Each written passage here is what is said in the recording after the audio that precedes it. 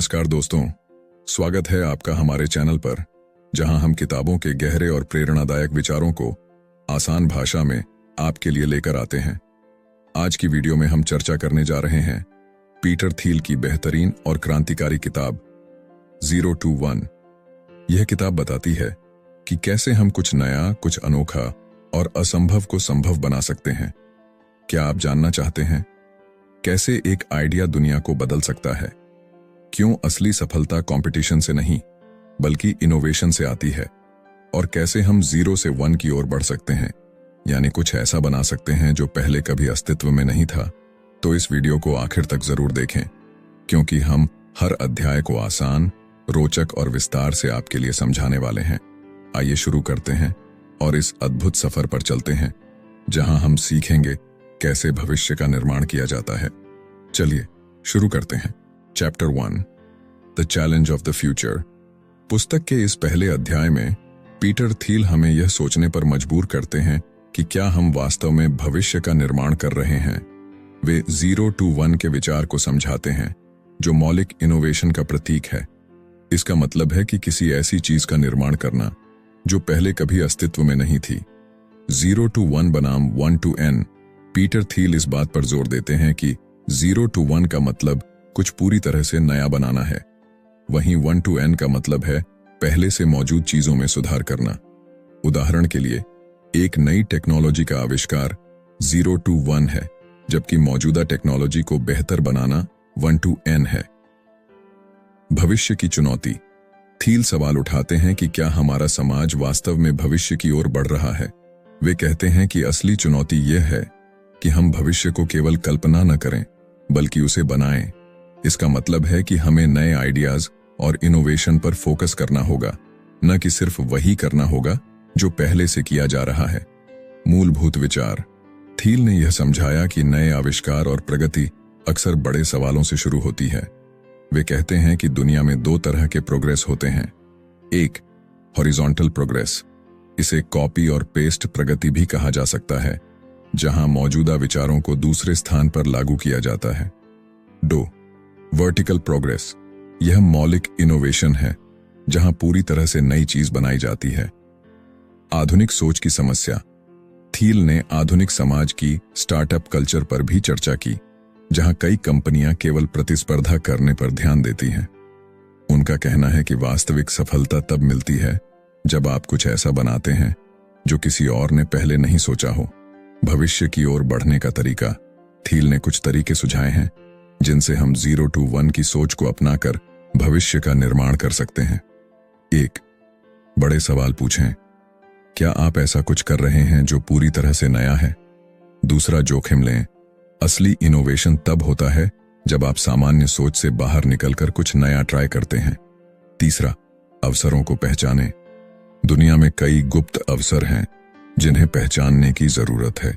Chapter 2, party like it's 1999। इस अध्याय में पीटर थील ने 1990 के दशक के अंत में हुई .com बबल और उसकी असफलताओं से सीखे गए सबकों पर चर्चा की है। उन्होंने बताया कि क्यों स्टार्टअप्स को बड़ी गलतियों से बचने की जरूरत है। .com बबल का सबक 1990 के दशक में इंटरनेट स्टार्टअप्स के प्रति एक भारी उत्साह था। हर कोई नई नई कंपनियों में पैसा निवेश कर रहा था, भले ही उनका कोई ठोस बिजनेस मॉडल न हो। नतीजा यह हुआ कि ज्यादातर कंपनियां जल्द ही फेल हो गईं। गलतियों से सीखें। थील ने 4 मुख्य गलतियां बताईं जो उस समय स्टार्टअप्स ने की थीं। 1, बिना प्लान के बढ़ना। कंपनियां बहुत तेजी से विस्तार कर रही थीं, लेकिन उनके पास एक ठोस योजना नहीं थी। 2, प्रतिस्पर्धा पर फोकस करना। स्टार्टअप्स ने केवल एक दूसरे से मुकाबला करने की कोशिश की, बजाय कुछ नया बनाने के। 3, टेक्नोलॉजी को ओवरहाइप करना। कई कंपनियों ने दावा किया कि उनकी टेक्नोलॉजी दुनिया बदल देगी, लेकिन उनके पास इसे लागू करने का कोई तरीका नहीं था। 4, मुनाफे की अनदेखी। स्टार्टअप्स का मुख्य ध्यान केवल ग्रोथ पर था, मुनाफे पर नहीं। व्यवसाय के लिए सटीक दृष्टिकोण। थील ने कहा कि स्टार्टअप्स को .com बबल की गलतियों से बचने के लिए निम्नलिखित बातों का ध्यान रखना चाहिए। 1, स्ट्रॉन्ग फाउंडेशन बनाएं। केवल ग्रोथ पर ध्यान न देकर एक स्थायी और मुनाफेदार बिजनेस मॉडल तैयार करें। 2, गुणवत्ता पर ध्यान दें। 0 to 1 का मतलब है कुछ ऐसा बनाना जो न केवल नया हो बल्कि मूल्यवान भी हो। 3. ध्यान केंद्रित करें। हर स्टार्टअप्स को यह तय करना चाहिए कि वह किस समस्या को हल कर रहा है और वह समस्या कितनी महत्वपूर्ण है। कंपनियों के लिए बड़ा संदेश। थील ने चेतावनी दी कि फैड यानी किसी समय विशेष का ट्रेंड फॉलो करना खतरनाक हो सकता है। उन्होंने कहा कि स्टार्टअप्स को खुद का अलग रास्ता चुनना चाहिए बजाय भीड़ का अनुसरण करने के। Chapter 3 all happy companies are different. इस अध्याय में पीटर थील ने बताया कि क्यों हर सफल कंपनी दूसरी कंपनियों से अलग होती है। उन्होंने यह समझाने के लिए मोनोपोली का कॉन्सेप्ट पेश किया और समझाया कि सफल कंपनियां केवल अपनी यूनिकनेस और स्थायी लाभ के कारण ही लंबा सफर तय कर पाती हैं। समानता बनाम अलगाव। थील ने टॉल्स्टॉय के प्रसिद्ध उद्धरण का जिक्र किया, all happy families are alike, each unhappy family is unhappy in its own way. उन्होंने इसे बिजनेस की दुनिया में लागू किया और कहा कि हर असफल कंपनी एक ही कारण से असफल होती है, अत्यधिक प्रतिस्पर्धा। लेकिन हर सफल कंपनी में कोई न कोई ऐसा तत्व होता है जो उसे दूसरों से अलग करता है। मोनोपोली का महत्व। थील ने मोनोपोली को बिजनेस के लिए एक वरदान के रूप में पेश किया। उन्होंने कहा कि असली सफलता तभी आती है जब आपकी कंपनी के पास ऐसा कोई प्रोडक्ट या सेवा हो जिसे आसानी से कोई कॉपी न कर सके। यह स्थिति आपको बाजार में मोनोपोली दिलाती है, जिससे आप लगातार मुनाफा कमा सकते हैं। मोनोपोली बनाम प्रतिस्पर्धा। प्रतिस्पर्धा। थील के अनुसार जब कंपनियां केवल प्रतिस्पर्धा पर ध्यान देती हैं तो वे अपनी क्रिएटिविटी और इनोवेशन खो देती हैं। उदाहरण के तौर पर, अगर आप एक रेस्टोरेंट खोलते हैं और आपके पास पहले से मौजूद रेस्टोरेंट्स से अलग कुछ नहीं है, तो आप केवल प्रतिस्पर्धा में फंसे रहेंगे। मोनोपोली। अगर आपके पास एक ऐसा यूनिक प्रोडक्ट है जिसे बाजार में कोई और प्रदान नहीं कर सकता, तो आप एक लीडर बन जाते हैं। उदाहरण के लिए गूगल को लें, यह अपने सेक्टर में एक तरह का मोनोपोली है। सफल कंपनियों की विशेषताएं। थील ने 4 मुख्य तत्व बताए जो किसी कंपनी को मोनोपोली की ओर ले जाते हैं। 1. Proprietary technology. एक ऐसी तकनीक जो आपकी कंपनी के पास हो और किसी और के लिए उसे कॉपी करना मुश्किल हो। 2. Network effects. जब आपके प्रोडक्ट का मूल्य बढ़ता है क्योंकि अधिक लोग इसका उपयोग करते हैं। उदाहरण के लिए फेसबुक। Economies of scale. जब आप बड़े स्तर पर काम करके लागत कम कर सकते हैं। 4. ब्रांडिंग। एक मजबूत ब्रांड आपकी पहचान को अनोखा बनाता है। कंपनियों का मुख्य लक्ष्य। हर कंपनी को यह तय करना चाहिए कि वह बाजार में एक यूनिक पोजीशन कैसे बना सकती है। इसके लिए उन्हें निम्नलिखित सवालों के जवाब देने होंगे। क्या हमारा प्रोडक्ट मौजूदा बाजार की समस्या को हल करता है? क्या हमारे पास ऐसा कुछ है जो प्रतिस्पर्धी कंपनियों के पास नहीं है? क्या हम लंबे समय तक बाजार में अपनी जगह बनाए रख सकते हैं? एप्पल और गूगल जैसे उदाहरण। थील ने बताया कि एप्पल जैसी कंपनियां अपने डिजाइन, टेक्नोलॉजी और ब्रांडिंग के कारण सफल हुईं। वहीं गूगल ने एक ऐसा सर्च इंजन बनाया जो न केवल तेज था बल्कि विज्ञापन के लिए एक शानदार प्लेटफॉर्म भी बना। तो दोस्तों, इस अध्याय में हमने जाना कि हर कंपनी को अपनी यूनिकनेस पर ध्यान देना चाहिए। केवल उन कंपनियों का भविष्य सुरक्षित है जो मोनोपोली बना सकती हैं। Chapter 4 the ideology of competition. इस अध्याय में पीटर थील ने प्रतिस्पर्धा के विचारधारा आइडियोलॉजी ऑफ कंपटीशन की आलोचना की है। उन्होंने बताया कि प्रतिस्पर्धा पर अत्यधिक ध्यान केंद्रित करना अक्सर कंपनियों और व्यक्तियों को अपनी असली क्षमताओं को पहचानने से रोकता है। प्रतिस्पर्धा का जाल। थील के अनुसार हम बचपन से ही प्रतिस्पर्धा के लिए प्रोग्राम किए जाते हैं। स्कूल से लेकर करियर तक हमें यह सिखाया जाता है कि सफल होने के लिए दूसरों को हराना जरूरी है। लेकिन उन्होंने कहा कि यह सोच हमें नई चीजें बनाने के बजाय पुराने खेल में फंसा देती है। Why competition can be destructive? Innovation पर असर। जब कंपनियां केवल प्रतिस्पर्धा पर ध्यान देती हैं, तो वे मौलिक रूप से नई चीजें बनाने की बजाय केवल दूसरों को पछाड़ने की कोशिश करती हैं। लंबे समय तक टिकने में असमर्थ अत्यधिक प्रतिस्पर्धा अक्सर कंपनियों को उनके मुनाफे को कम करने और उन्हें बाजार से बाहर करने की स्थिति में डाल देती है। मानसिक दबाव। व्यक्तिगत स्तर पर लगातार प्रतिस्पर्धा में रहने से तनाव और असंतोष बढ़ सकता है। प्रतिस्पर्धा से बाहर निकलने का तरीका। थील ने सुझाव दिया कि कंपनियों को प्रतिस्पर्धा से बचने के लिए ब्लू ओशन स्ट्रैटेजी अपनानी चाहिए। इसका मतलब है कि वे ऐसे प्रोडक्ट और सेवाएं बनाएं जिनके लिए बाजार में कोई प्रतिस्पर्धा न हो। पेपाल का उदाहरण। थील ने अपने अनुभव का उदाहरण दिया जब उन्होंने पेपाल की शुरुआत की। उन्होंने बताया कि उन्होंने शुरू में क्रेडिट कार्ड की दुनिया में प्रवेश किया था, लेकिन उन्हें जल्द ही समझ आ गया कि यह क्षेत्र बहुत प्रतिस्पर्धात्मक है। इसलिए उन्होंने अपना ध्यान डिजिटल पेमेंट्स की ओर मोड़ दिया, जो उस समय नया और अनोखा था। मोनोपोली के फायदे। थील ने फिर से मोनोपोली के महत्व पर जोर दिया और कहा कि कंपनियों को अपने प्रोडक्ट्स और सेवाओं को इस तरह से डिजाइन करना चाहिए कि वे प्रतिस्पर्धा से परे हों। प्रतिस्पर्धा से प्रेरणा नहीं, समाधान से प्रेरणा। उनका कहना है कि असली सफलता तब मिलती है जब आप प्रतिस्पर्धा को छोड़कर वास्तविक समस्याओं को हल करने पर ध्यान देते हैं। तो दोस्तों, इस अध्याय में हमने सीखा कि प्रतिस्पर्धा एक भ्रम है जो हमें नई चीजें बनाने से रोकती है। कंपनियों और व्यक्तियों को चाहिए कि वे अपनी यूनिकनेस और समस्या समाधान की क्षमता पर ध्यान दें। Chapter 5, last mover advantage. इस अध्याय में Peter Thiel last mover advantage के कॉन्सेप्ट को विस्तार से समझाते हैं। वे बताते हैं कि क्यों बाजार में सबसे आखिरी बड़ी और स्थायी कंपनी बनना शुरुआती कंपनियों से ज्यादा फायदेमंद हो सकता है। फर्स्ट मूवर बनाम लास्ट मूवर। फर्स्ट मूवर पारंपरिक सोच के अनुसार जो कंपनी सबसे पहले बाजार में कदम रखती है उसे फर्स्ट मूवर एडवांटेज मिलता है। इसका मतलब है कि वे बाजार में अपनी जगह जल्दी बना सकते हैं। Last mover. थील बताते हैं कि फर्स्ट मूवर एडवांटेज हमेशा फायदेमंद नहीं होता। शुरुआती कंपनियां अक्सर जल्दी फेल हो जाती हैं क्योंकि वे खुद को बाजार में स्थापित करने के लिए जरूरी चीजों में कमी कर बैठती हैं। असली लाभ उन कंपनियों को मिलता है जो बाजार में लंबे समय तक बनी रहती हैं और लास्ट मूवर एडवांटेज हासिल करती हैं। सफलता के लिए लास्ट मूवर बनना क्यों जरूरी है? पहला, बाजार पर स्थायी पकड़। अगर आपकी कंपनी आखिरी बड़ी कंपनी बनती है तो आप उस सेक्टर में एक स्थायी मोनोपोली बना सकते हैं। दूसरा, लर्निंग का फायदा। जो कंपनियां पहले आती हैं वे नई चीजें ट्राई करती हैं और गलतियां करती हैं। लास्ट मूवर्स उन गलतियों से सीख सकते हैं और ज्यादा प्रभावी तरीके से काम कर सकते हैं।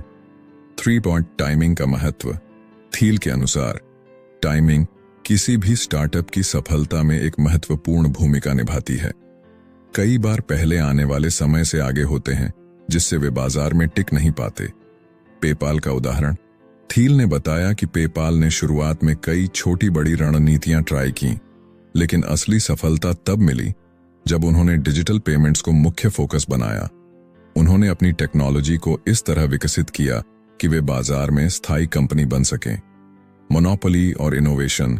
लास्ट मूवर एडवांटेज हासिल करने के लिए आपको 2 चीजों पर ध्यान देना होगा। 1, मोनोपोली बनाना। जैसा कि थील पहले बता चुके हैं, एक स्थायी बाजार में जगह बनाने के लिए मोनोपोली जरूरी है। इसका मतलब है कि आपके प्रोडक्ट्स या सेवाएं ऐसी होनी चाहिए जो आसानी से कॉपी न की जा सके। 2, इनोवेशन को बनाए रखना। थील ने बताया कि केवल एक बार इनोवेशन करना काफी नहीं है। आपको अपनी कंपनी को लगातार विकसित करते रहना होगा ताकि आप बाजार में हमेशा आगे रहें। लास्ट मूवर बनने के फायदे। लंबी अवधि तक बाजार में टिके रहने की क्षमता, मुनाफे को बेहतर तरीके से मैनेज करने की क्षमता, शुरुआती गलतियों और ट्रेंड्स का फायदा उठाना। आवश्यक तत्व। थील ने लास्ट मूवर एडवांटेज हासिल करने के लिए कुछ आवश्यक गुण बताए। 1, धैर्य। जल्दी सफलता पाने के बजाय लंबी अवधि के लक्ष्य पर ध्यान दें। 2, स्ट्रेटेजिक प्लानिंग। यह सुनिश्चित करें कि आपका बिजनेस मॉडल समय के साथ विकसित हो। 3, रिसर्च और डेटा का इस्तेमाल। बाजार में होने वाले बदलावों पर ध्यान दें और उन्हें अपने लाभ के लिए उपयोग करें। तो दोस्तों, इस अध्याय में हमने जाना कि स्टार्टअप को पहले आने की होड़ में नहीं पड़ना चाहिए। असली लक्ष्य लास्ट मूवर बनना होना चाहिए जो बाजार पर अपनी स्थायी पकड़ बना सके। Chapter 6, you are not a lottery ticket. इस अध्याय में पीटर थील ने लॉटरी सोच की आलोचना की है। वे इस बात पर जोर देते हैं कि सफलता केवल किस्मत का खेल नहीं है। इसके लिए योजना, प्रयास और एक स्पष्ट दृष्टिकोण जरूरी है। लक पर निर्भरता। थील का कहना है कि कई लोग मानते हैं कि बिजनेस या जीवन में सफलता केवल किस्मत का नतीजा है। वे इसे लॉटरी टिकट की तरह देखते हैं, जहां हर कोई सोचता है कि बस सही समय पर सही मौका मिल जाए। यह सोच क्यों गलत है? 1.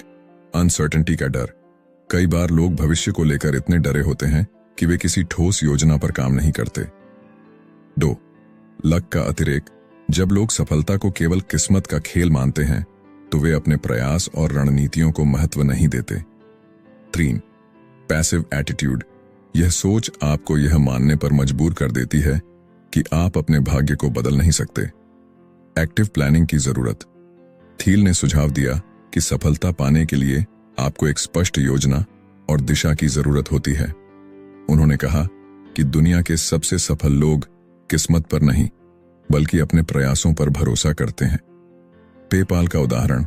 थील ने पेपाल की सफलता का जिक्र करते हुए बताया कि उन्होंने और उनकी टीम ने कई बार नई रणनीतियों को आजमाया। अगर वे केवल किस्मत पर भरोसा करते तो शायद पेपाल कभी सफल न होता। बोल्ड विजन की ताकत। थील ने कहा कि आपको बड़े सपने देखने चाहिए और उन सपनों को पूरा करने के लिए मेहनत करनी चाहिए। केवल किस्मत का इंतजार करने से कुछ नहीं होगा। स्केप्टिक्स को जवाब। थील ने उन लोगों की आलोचना की जो मानते हैं कि सफलता केवल रैंडम इवेंट्स का नतीजा है। उन्होंने कहा कि यह सोच असली इनोवेशन और प्रयासों को दबा देती है। दोस्तों, हमने इस अध्याय में जाना कि किस्मत केवल तभी काम करती है जब आप खुद को उसके लिए तैयार करते हैं। अपनी सफलता को एक लॉटरी टिकट की तरह न देखें, इसके बजाय इसे एक ऐसी यात्रा मानें जहां आपका प्रयास और दृष्टि सबसे ज्यादा मायने रखती है। Chapter 7, follow the money. इस अध्याय में पीटर थील ने वेंचर कैपिटल वीसी की भूमिका और उसकी प्रभावशीलता पर चर्चा की है। वे बताते हैं कि कैसे पैसा एक स्टार्टअप की दिशा और उसके भविष्य को तय करता है। पावर लॉ का महत्व। थील ने पावर लॉ के सिद्धांत को समझाया जो बताता है कि वेंचर कैपिटल फंडिंग में केवल कुछ ही निवेश असली मुनाफा लाते हैं। पावर लॉ क्या है? इसका मतलब है कि अधिकतर लाभ केवल कुछ चुनिंदा स्टार्टअप से आता है, जबकि बाकी निवेश या तो विफल हो जाते हैं या बहुत कम मुनाफा लाते हैं। वीसी का फोकस।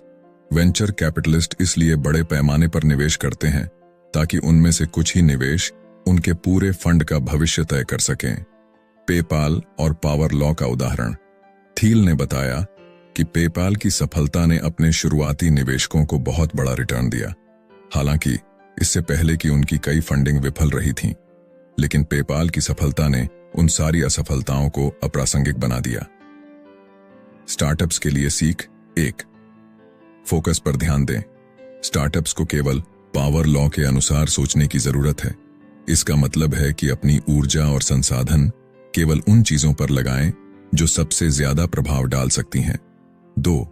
सही निवेशकों का चुनाव। स्टार्टअप्स को चाहिए कि वे ऐसे निवेशकों को चुनें जो उनके विजन को समझते हों और लंबे समय तक साथ देने के लिए तैयार हों। वीसी फंडिंग के फायदे और नुकसान। फायदे। वीसी बड़े स्तर पर पूंजी प्रदान करते हैं। वे अपने नेटवर्क और अनुभव के जरिए स्टार्टअप्स को दिशा देते हैं। नुकसान। कई बार वीसी का हस्तक्षेप स्टार्टअप के मूल विजन को कमजोर कर देता है। गलत फंडिंग या शॉर्ट टर्म प्रेशर स्टार्टअप्स को नुकसान पहुंचा सकता है। मार्केट ट्रेंड्स को समझना। थील ने बताया कि स्टार्टअप्स को बाजार के ट्रेंड्स को समझकर निवेश की दिशा तय करनी चाहिए। बिना सोचे समझे पैसा जुटाने की कोशिश अक्सर विफल हो जाती है। इस अध्याय में हमने जाना कि पैसा स्टार्टअप्स के लिए केवल एक साधन है, लेकिन यह दिशा तय करने में महत्वपूर्ण भूमिका निभाता है। सही निवेशकों और फंडिंग के बिना एक स्टार्टअप के लिए टिकना मुश्किल हो सकता है। Chapter 8, secrets. इस अध्याय में पीटर थील ने गुप्त अवसरों सीक्रेट्स की खोज पर चर्चा की है। वे बताते हैं कि असली सफलता उन्हीं को मिलती है जो ऐसी चीजें खोजते हैं जो बाकी दुनिया ने नजरअंदाज कर दी हैं। सीक्रेट्स का महत्व। सीक्रेट्स क्या हैं? थील के अनुसार सीक्रेट्स वे अवसर हैं जो स्पष्ट रूप से दिखते नहीं हैं, लेकिन अगर आप उन्हें पहचान लें तो वे आपको अद्वितीय सफलता दिला सकते हैं। Hidden opportunities. उन्होंने बताया कि हर महान कंपनी ने किसी न किसी गुप्त अवसर का लाभ उठाया है। सीक्रेट्स कैसे खोजें? पहला सवाल पूछें। थील ने कहा कि आप अपनी समस्याओं को हल करने के लिए सही सवाल पूछें। दूसरा, सोसाइटी की धारणा को चुनौती दें। उन्होंने बताया कि असली इनोवेशन तभी होता है जब आप स्थापित मान्यताओं को चुनौती देते हैं। तीसरा, लॉन्ग टर्म सोच। सीक्रेट्स को पहचानने के लिए धैर्य और गहरी सोच की जरूरत होती है। पेपाल का उदाहरण। पेपाल ने ऑनलाइन भुगतान के एक ऐसे क्षेत्र में कदम रखा जिसे उस समय किसी ने गंभीरता से नहीं लिया था। यह उनका सीक्रेट था। सीक्रेट्स को कैसे पहचानें? अभी क्या मिसिंग है? बाजार में ऐसा क्या है जो कोई और पेश नहीं कर रहा? क्या यह अवसर स्केलेबल है? इस अवसर को बड़े पैमाने पर लागू किया जा सकता है या नहीं? इस अध्याय में हमने जाना कि सीक्रेट्स केवल उन्हीं को मिलते हैं जो उन्हें खोजने के लिए प्रतिबद्ध होते हैं। यह इनोवेशन की नींव है। Chapter 9, foundations. इस अध्याय में पीटर थील ने स्टार्टअप की नींव रखने के महत्व पर जोर दिया है। उन्होंने बताया कि शुरुआत में की गई गलतियां भविष्य में भारी नुकसान का कारण बन सकती हैं। सही शुरुआत क्यों जरूरी है? को फाउंडर्स का महत्व। थील ने कहा कि सही को फाउंडर्स का चयन स्टार्टअप्स की सफलता के लिए बेहद जरूरी है। गलत साझेदारी स्टार्टअप के अंत का कारण बन सकती है। क्लियर गोल्स सेट करना। शुरुआत से ही स्पष्ट लक्ष्यों का निर्धारण करें। इससे टीम और कंपनी दोनों सही दिशा में आगे बढ़ती है। पेपाल का उदाहरण। पेपाल के शुरुआती दिनों में सही फाउंडर्स और टीम का होना उनकी सफलता का एक बड़ा कारण था। उन्होंने एक ऐसी टीम बनाई जिसने न केवल टेक्नोलॉजी को समझा बल्कि बिजनेस की जरूरतों को भी पूरा किया। साझेदारी और ओनरशिप। थील ने बताया कि फाउंडर्स को यह तय करना चाहिए कि किसे कितना शेयर मिलेगा और कौन किस चीज का जिम्मेदार होगा। इस अध्याय में हमने जाना कि स्टार्टअप को अपनी नींव पर विशेष ध्यान देना चाहिए। एक मजबूत शुरुआत भविष्य की सफलता की गारंटी देती है। Chapter 10, the mechanics of mafia. इस अध्याय में पीटर थील ने यह समझाया कि स्टार्टअप्स के लिए एक मजबूत और एकजुट टीम बनाना क्यों महत्वपूर्ण है। इसे माफिया कहने का उद्देश्य एक ऐसी टीम का निर्माण करना है जो पूरी तरह से अपने मिशन के प्रति समर्पित हो और परिवार की तरह जुड़े। टीम का महत्व। थील बताते हैं कि स्टार्टअप के शुरुआती दिनों में टीम का काम केवल काम बांटना नहीं होता बल्कि आपसी समझ और भरोसा बनाना होता है। Mission driven approach. टीम के हर सदस्य को कंपनी के मिशन को समझना और मानना चाहिए। अगर टीम का हर सदस्य उस उद्देश्य में विश्वास नहीं करता तो कामयाबी मुश्किल हो जाती है। टीम के बीच तालमेल। एक प्रभावी टीम तभी बनती है जब उसमें आपसी संवाद और समझदारी हो। पेपाल माफिया का उदाहरण। पेपाल की शुरुआती टीम को अक्सर पेपाल माफिया कहा जाता है। ये टीम इतनी प्रभावशाली थी कि उनके सदस्यों ने बाद में टेस्ला, लिंक्डइन, यूट्यूब जैसी बड़ी कंपनियां शुरू की। गहरे व्यक्तिगत संबंध। पेपाल के सदस्यों के बीच ऐसा संबंध था जो सिर्फ काम तक सीमित नहीं था। स्पष्ट जिम्मेदारियां। टीम में हर व्यक्ति अपनी भूमिका को समझता था और दूसरों के काम में सहायक बनता था। कैसे बनाएं एक मजबूत टीम? 1. सही लोगों की भर्ती। टीम में केवल उन्हीं लोगों को शामिल करें जो मिशन और विजन को पूरी तरह से समझते हैं। 2. संस्कृति का निर्माण। एक ऐसी संस्कृति बनाएं जो टीम के सदस्यों को एकजुट करे। 3. आपसी भरोसा। टीम के सदस्यों को एक दूसरे पर विश्वास होना चाहिए। यह विश्वास टीम को मुश्किल समय में टिके रहने में मदद करता है। टीम संस्कृति के फायदे। नवाचार में वृद्धि। एक सकारात्मक वातावरण में रचनात्मक सोच को बढ़ावा मिलता है। प्रोडक्टिविटी में सुधार। जब टीम के सदस्य एक दूसरे का समर्थन करते हैं तो काम में गति आती है। कम टर्नओवर। एक मजबूत संस्कृति वाले संगठन में लोग लंबे समय तक काम करना चाहते हैं। थील इस अध्याय में बताते हैं कि स्टार्टअप्स की सफलता का बड़ा हिस्सा उनकी टीम पर निर्भर करता है। अगर टीम एकजुट और लक्ष्य के प्रति समर्पित है तो बड़ी से बड़ी चुनौती को भी पार किया जा सकता है। Chapter 11, if you build it will they come. इस अध्याय में थील ने स्टार्टअप्स के लिए सेल्स एंड डिस्ट्रीब्यूशन की महत्वपूर्ण भूमिका पर चर्चा की है। वह समझाते हैं कि केवल प्रोडक्ट बनाना ही काफी नहीं है, उसे ग्राहकों तक पहुंचाने की रणनीति भी बेहद जरूरी है। बिक्री और वितरण का महत्व। प्रोडक्ट अच्छा होना काफी नहीं।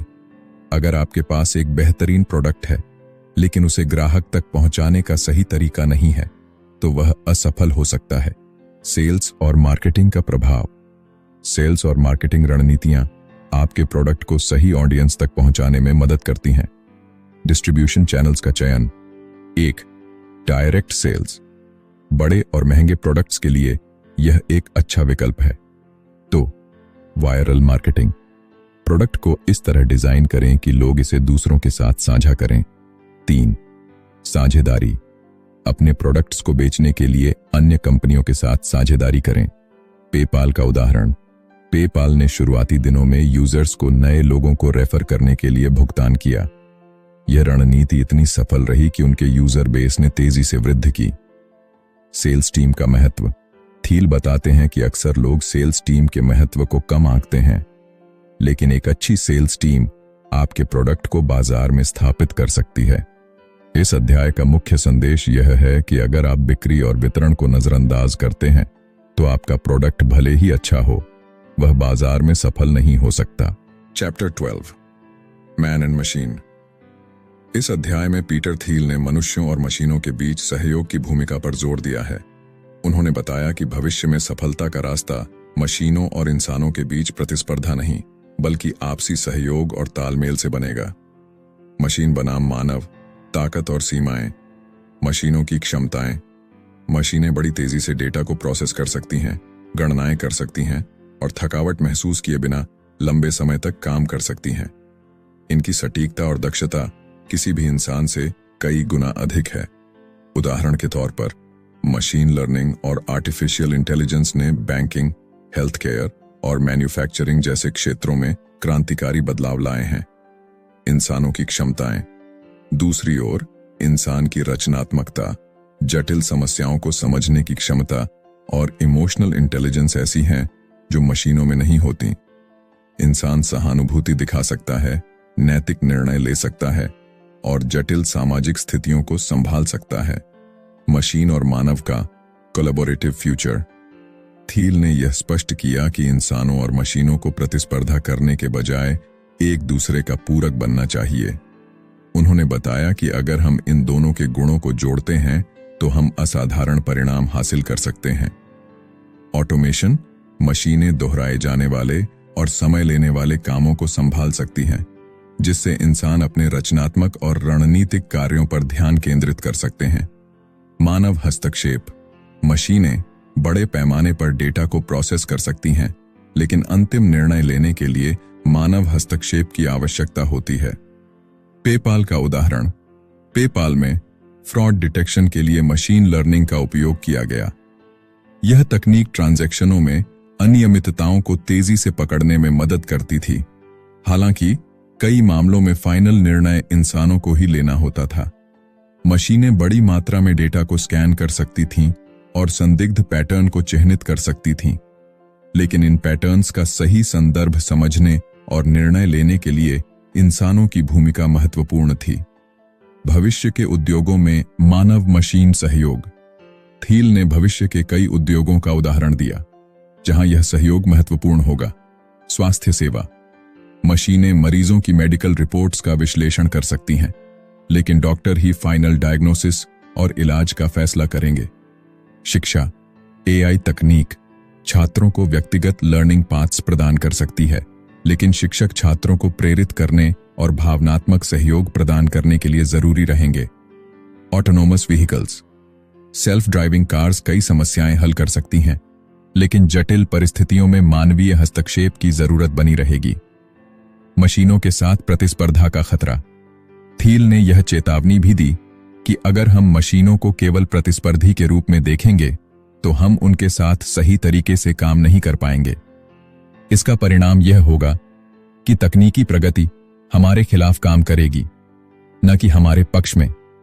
थील इस अध्याय में यह संदेश देते हैं कि इंसानों और मशीनों को एक दूसरे के प्रतिस्थापन के रूप में देखने के बजाय हमें उन्हें एक दूसरे के पूरक के रूप में देखना चाहिए।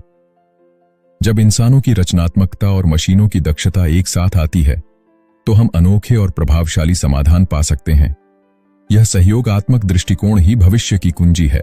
चैप्टर 13, सीइंग ग्रीन इस अध्याय में पीटर थील ने क्लीन टेक इंडस्ट्री के अनुभवों और सबक पर गहराई से चर्चा की है। उन्होंने इस सेक्टर की विफलताओं और सफलताओं का विश्लेषण किया और यह बताया स्टार्टअप्स को इन अनुभवों से क्या सीखना चाहिए। क्लीन टेक इंडस्ट्री की विफलता का कारण। 1. Wrong assumptions. कई क्लीन टेक कंपनियां बिना सही डेटा के बड़े बड़े निवेश करती थीं। उन्हें लगता था कि सिर्फ ग्रीन होने से उनके प्रोडक्ट्स बाजार में हिट हो जाएंगे। 2. रणनीति की कमी। इन कंपनियों में दीर्घकालिक रणनीति का अभाव था। 3. सही ग्राहकों तक पहुंचने में असफलता। क्लीन टेक कंपनियां अपने प्रोडक्ट्स को सही तरीके से प्रचारित और वितरित नहीं कर पाईं। सफलता के लिए क्या जरूरी है? थील ने बताया कि किसी भी उद्योग में सफलता के लिए यथार्थवादी दृष्टिकोण और स्पष्ट रणनीति बेहद जरूरी है। 1. व्यावसायिक दृष्टिकोण। केवल पर्यावरण की भलाई का वादा करना पर्याप्त नहीं है। आपका प्रोडक्ट आर्थिक रूप से व्यवहार्य होना चाहिए। 2.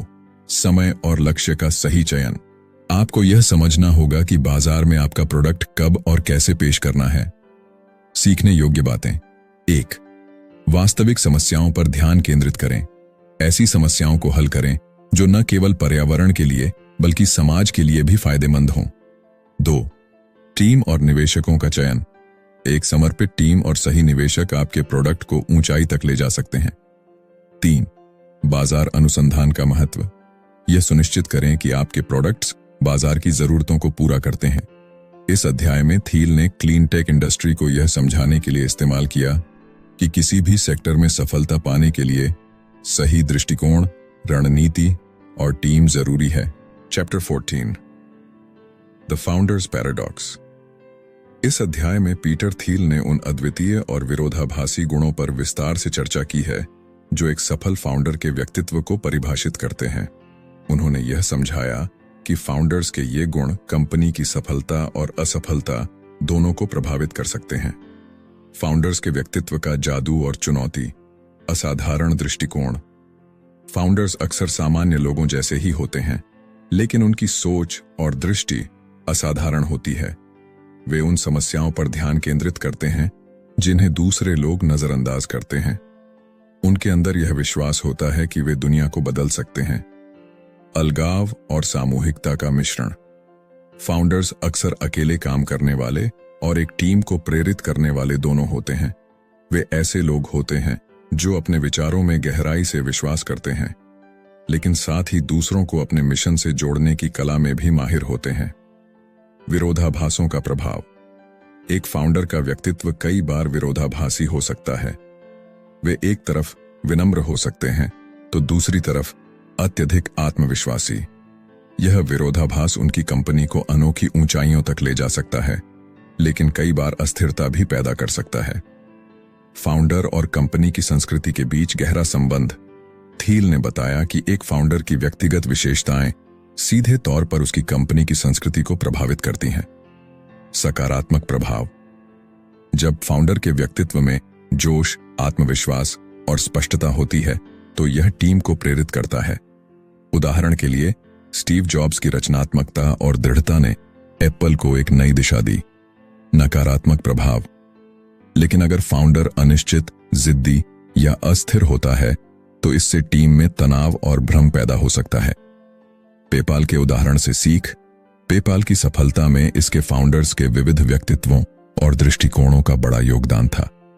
पीटर थील ने बताया कि कैसे फाउंडर्स के अलग अलग दृष्टिकोणों ने कंपनी को नई रणनीतियां अपनाने और नवाचार लाने में मदद की।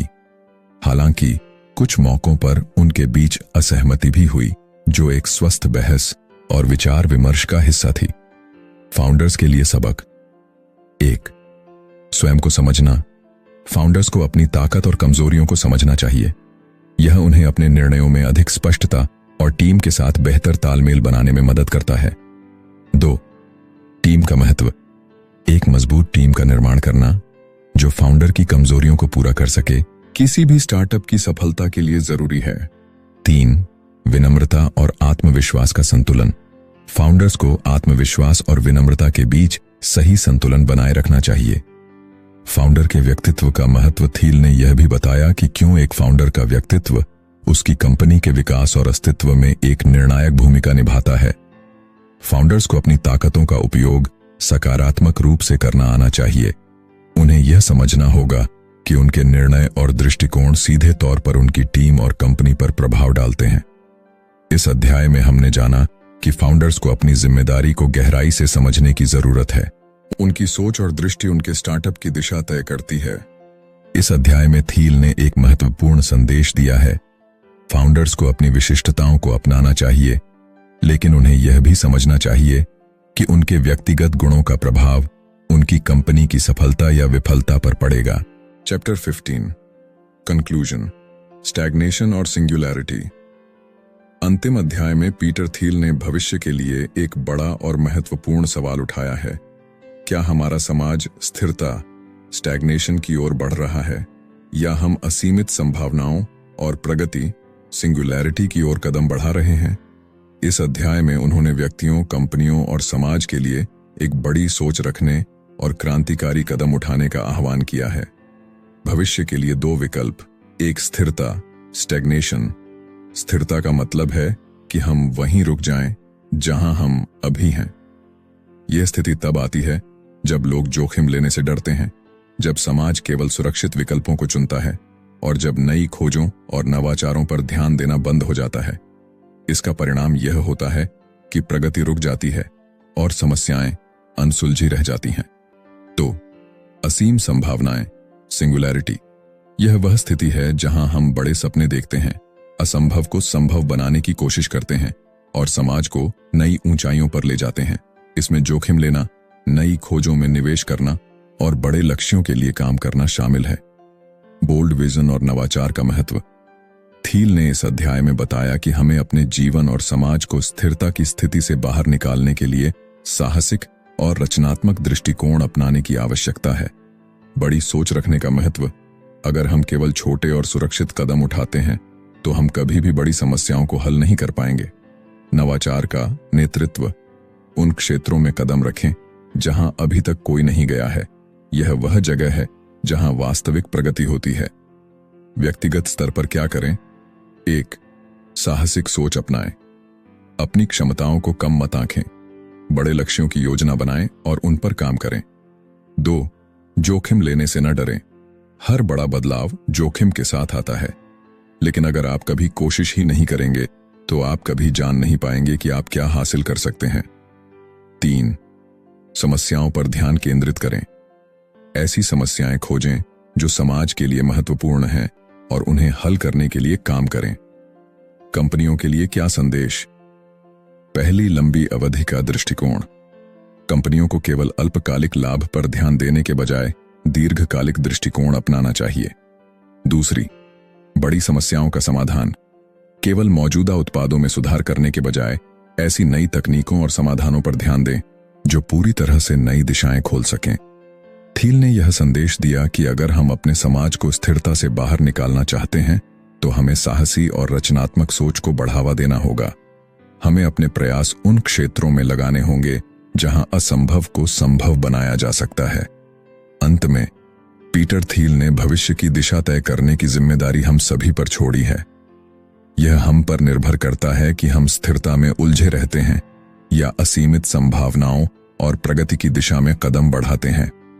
उनके अनुसार जो लोग बड़े सपने देखने और उन्हें पूरा करने का साहस करते हैं वही भविष्य का निर्माण करते हैं। तो दोस्तों, ये थी 0 to 1 की बुक समरी, जिसमें हमने जाना कि कैसे आप इनोवेशन के जरिए खुद का और दुनिया का भविष्य बदल सकते हैं। चाहे बात फाउंडर्स के अद्वितीय गुणों की हो या मोनोपोली के निर्माण की।